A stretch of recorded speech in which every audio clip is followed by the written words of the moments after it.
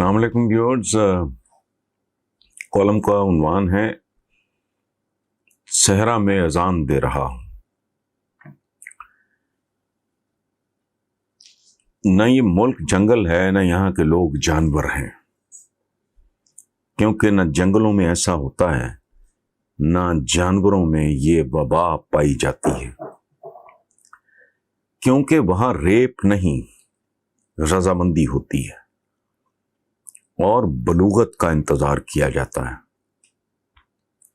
جنگلوں اور جانوروں کی توہین مت کرو کہ یہ معاشرہ انہیں بہت پیچھے چھوڑ آیا اور بہت تیزی سے عذاب الہی کی طرف بھاگ رہا ہے۔ کوئی 1 یا 2 دن ایسے بتائیں کہ جب یہ سب کچھ کم سن بچوں اور بچیوں کے ساتھ نہ ہوتا ہو۔ کوئی علاج نہیں ہے، کوئی حل نہیں ہے، کیونکہ نمک کے ڈھیلوں کی بنیادوں پر استوار کلے اور محل یوں ہی مسمار ہوا کرتے ہیں۔ جو آتا ہے اس ملک میں، جو آتا ہے سانپ کا پھن کچلنے کی بجائے اس کی دم کترتا ہے، بدی کے درخت کی جڑیں نہیں کاٹتا، فقط اس کی شاخیں ہی چھانکتا ہے۔ ہر کوئی شارٹ کٹ کی تلاش میں ہے، یہ ڈرامے کرتا اور کارروائیاں ڈالتا ہے۔ کسی کا دھیان روٹ کاز، بنیادی وجہ کی طرف نہیں جاتا۔ سطحی لوگ، سطحی اسٹریٹجی ہے۔ کوئی ماں کا لال جو سوچے کہ جس معاشرے کو جہالت، بھوک، ننگ، بے راہ روی کے ٹھڈے مار مار کے یہاں تک پہنچایا، وہاں اسی قسم کی زہریلی فصلیں نہ اگیں گی تو اور کیا ہوگا؟ جسے اشروں میں برباد کیا، اسے پھر سے آباد کرنے کے لیے کم از کم 1/4 تکلیف دہ طویل وقت درکار ہے، اور اس کے سوا ایسے مسائل کا کوئی مستقل یا دیر پا حل نہیں ہوتا۔ یہ جو بات ہو رہی ہے جی پھانسیاں دے دو تو ان کو نامرد کر دو، یہ بیسیکلی یہ حل نہیں ہے، یہ ایک امیجیٹ ریلیف تو ممکن ہے تھوڑا ملے لوگوں کو۔ جس شیطان صفت اشرافیہ نے آدمیوں کو انسان بنانا تھا، انہوں نے انہیں حیوان بھی نہیں رہنے دیا۔ جہاں ایک طرف بھوک، بے روزگاری، بیکاری ننگی ناچ رہی ہو،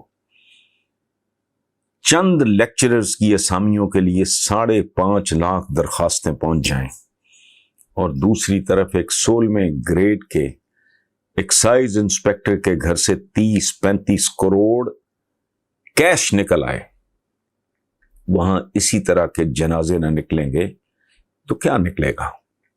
کیا بنا اس مالی بیلدار نمار افسر کا کراچی میں، جس کے گھر سے کروڑوں کا کیش اور بیسمنٹ سے بیش قیمت گاڑیاں نکلی تھیں؟ اور کدھر گیا بلوچستان کا وہ سیکرٹری جو ارب پتی تھا؟ بھلے مانسو، یہ سب کچھ آپس میں جڑا ہوا ہے، اور اس سب کا تعلق اس بات سے بھی بہت گہرا ہے کہ ایسے تو ریت کے گھروندے نہیں گرتے جس طرح کراچی میں رہائشی عمارتیں گر رہی ہیں۔ سو یا تو کوئی سنجیدہ کام کرو، یا زمین پھٹنے اور آسمان کے گرنے کا انتظار کرو۔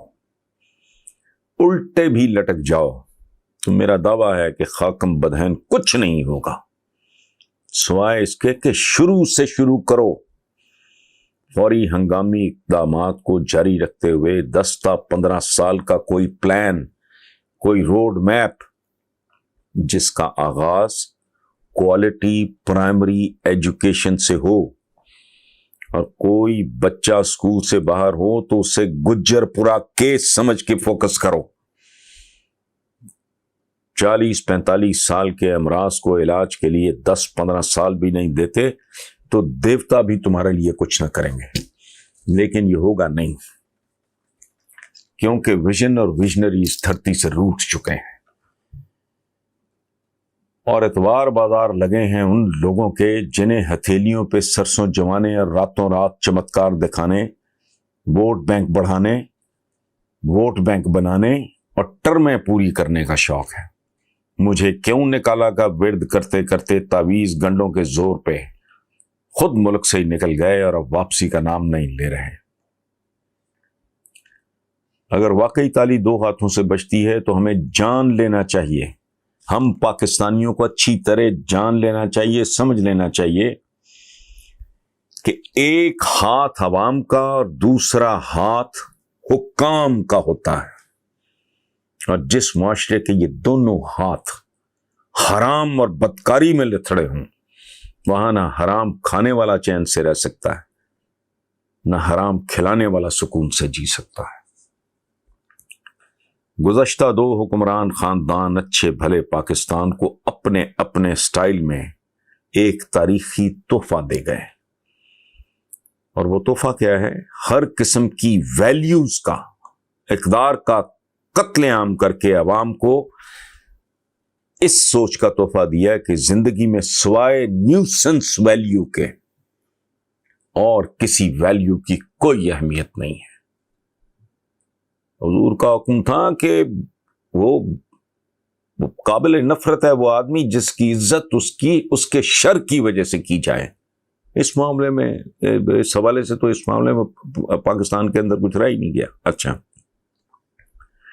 تحفہ دیا ہے کہ زندگی میں سوائے نیوسنس ویلیو گیا اور کوئی کسی ویلیو کی اہمیت نہیں۔ سو آج جس کی چونچ ہے وہ چونچ سے زخم لگا رہا ہے اس ملک کو، اور جس کا جبڑا ہے وہ جبڑے سے اس ملک کی چیر پھاڑ میں مصروف ہے۔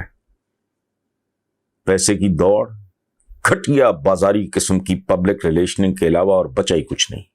لیکن مفکرین اور صالحین کا پہلا اور آخری مسئلہ صرف اقتصادیات کا بحران ہے۔ اخلاقیات جائے جہنم میں، اخلاقیات جائے قصور کی زینب کے گھر یا گجر پورہ میں۔ کوئی احمق اقتصادیات کی اہمیت سمجھانے کی زحمت نہ کرے کہ اس سے تو جانور نما بھی واقف ہیں، لیکن اخلاقیات کے مقابلے پر یہ ثانوی شے ہے۔ ابتدائی اشروں میں مسلمانوں کی اقتصادیات کیا تھی، جو بعد ازاں چند اشروں کے اندر ان کے قدموں تلے بچ گئی۔ اور منگولوں کی اقتصادیات ابتدا میں کیسی تھی؟ کچھ اور چیزیں درکار ہوتی ہیں اقتصادیات کو بلڈ کرنے کے لیے، رہ گئی اخلاقیات تو اسے وسیع تر اور ذرا نئے انداز میں ڈیفائن کرنا ہوگا۔ لیکن یہاں کرے گا کون؟ نہ سیاسی لیڈر اس قابل، نہ فکری رہنما اس قابل، نہ آپ کے مذہبی رہنما اس قابل، نہ آپ کے سماجی لیڈر اس قابل۔